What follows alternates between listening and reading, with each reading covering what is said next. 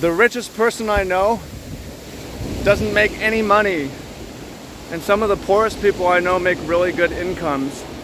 So in this video, I'm gonna talk about money, especially for those of you who are younger, especially if you're in your early 20s or in your teens. It's gonna help you at any age, but I'm gonna help you stay on the right track and understand the relationship between money and time, because life's not all about getting money. Life's all about having the time to go on Tuesday morning and take a 4-mile run, swim in the ocean, and or whatever it is that you want to do. And money is related to it, but it's complicated. So welcome in, fam. Much love, Trav here. If that sounds good to you, if that sounds interesting to you, then make sure to hit the thumbs up button. Make sure to hit the bell. Okay. So the richest person I know doesn't make any money because he has a lot of money, and also he's got a cheap lifestyle. So some of the poorest people I know make a lot of money, but they spend a lot of time, and they don't keep a lot of money because they have a lot of debts and they have an expensive lifestyle. So which would you prefer? Now, you're gonna have to make some money. You're gonna have to make some money along the way, but you want to do it in a way that optimizes for your time. And that could be, if you love what you're doing to make money, that's great, but there's a good chance for most people that's not really true. I mean, you're okay with it, you're happy to do some of it, but to spend your whole life in a job, a job, is not really an optimal use of a life well lived. I look forward to going swimming here in a minute. Now, one piece of advice just to start, especially if you're young, but for anyone I recommend, is you should really avoid taking on debt unless that debt is used to buy assets that will increase in value. So for instance, if you're gonna buy a home, buy real estate, buy rental property, that's a good use of money. If you're going to take out debt to buy cryptocurrency, a little more questionable, but could maybe work out well, could possibly work out really well. I'm telling you not to take out debt just to go travel. I'm telling you, I mean, for some of you it's gonna work out, but not to take out debt to necessarily for school. You can go to community college, or you can start a business, you can go straight into the workforce. But what you don't want is these, it works out, you prioritize your 20s, but then you have these debts looming on you for the rest of your life, and the stress prevents you from having kids. It prevents you from really clawing your way out. It forces you to take whatever job pays you the most money. It causes you to be stressed out and insecure. It prevents you from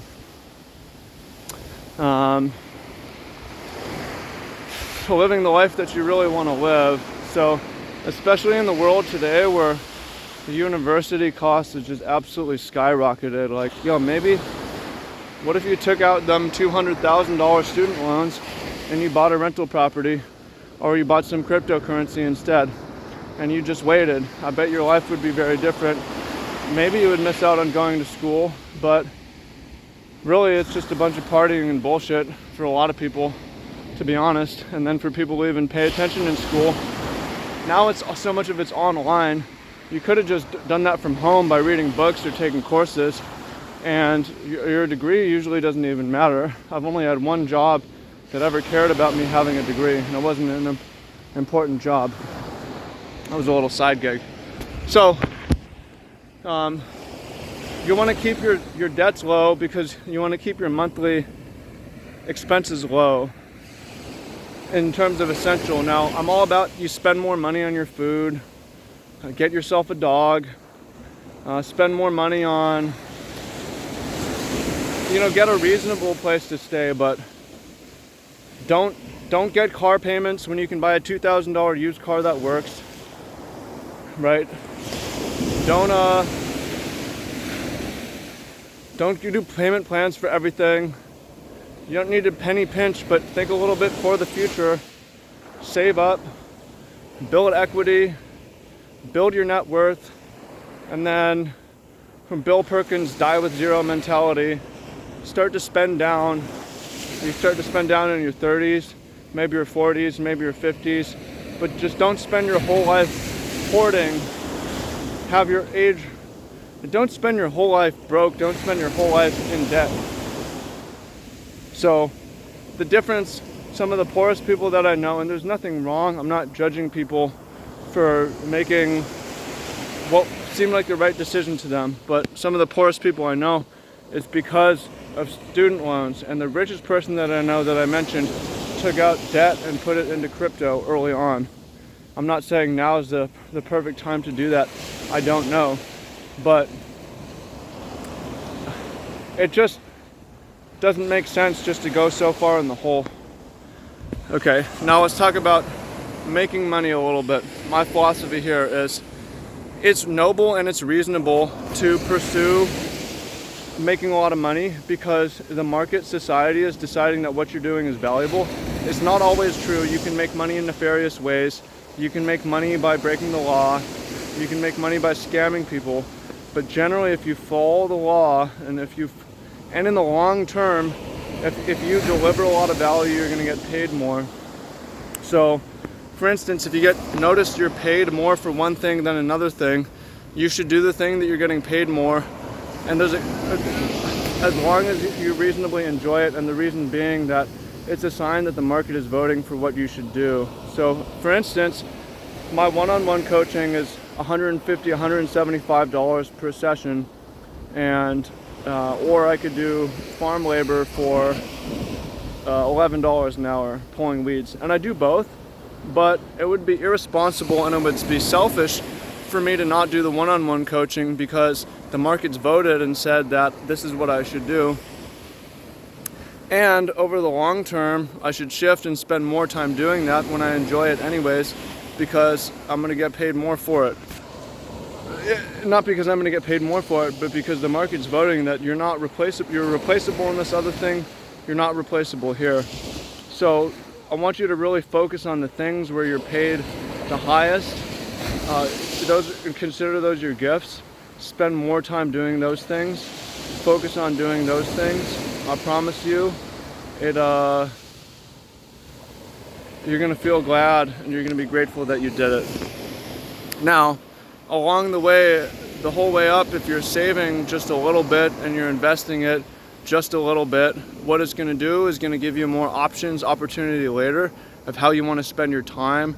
If you want to go on vacation, if you want to go on trips, if you want to buy some land, if you want to buy a house, if you want to rent a house, if you want to scale back your work to spend more time with your kids, if you even want to have kids or multiple kids, you're going to need the money for it. So the sooner you're going to be able to do that is by not getting in a hole to begin with, and instead starting to invest a little bit just to get comfortable, just to build up your net worth, reduce your stress, so that when the time comes for whoever your partner is, you have more to offer. And you can offer that security, and you can offer that, especially for men. It matters a little bit less for women, but if you're a man and you're way in debt and you're constantly stressed about this, it's going to limit your ability to have an offer to a woman to hear, we're going to bring in some kids, and you're going to, if you want, you can stay home with them. And say, if you can't offer that because it comes down to money, because you didn't think money was important, or you made bad financial decisions, then you're really going to regret that. So if you're in a hole, yeah, you dig yourself out in whatever way that you can. You should think about money, you should study money, you should study economics, you should study psychology, you should study the market, and you should think about where you're most valuable, and you should dedicate some time there. And if you don't do that and you just go through life, you have a chance of having a good life, but it's going to be a lot easier if you just know what's going on and have a good plan. So I hope you found that helpful. I'm sorry and don't mean to totally discourage people who are in debt, because you can get out. But I would recommend starting by not doing that. Starting by, like the richest guy I know, take out debt, buy assets instead. That's always how the rich get rich. He did it with cryptos, but the most common way that people get rich, and I didn't know this from my own family, by the way, my dad was a high earner, but we're not a rich family.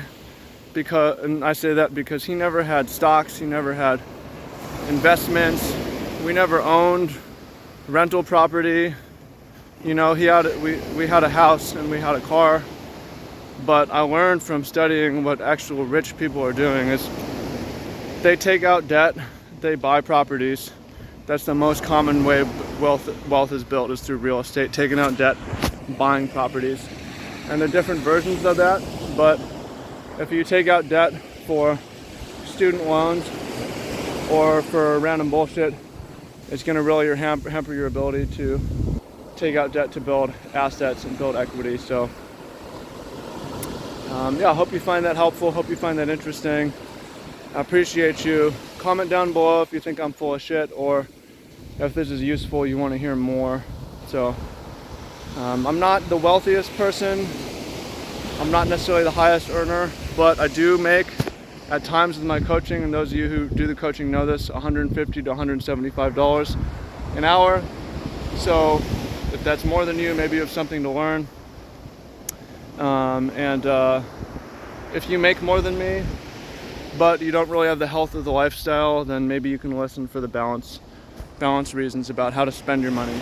So I appreciate you, much love, and look forward to seeing you in the comments. As always, if you think my videos don't get enough views, please hit the bell and please share it with somebody. Okay, much love and peace.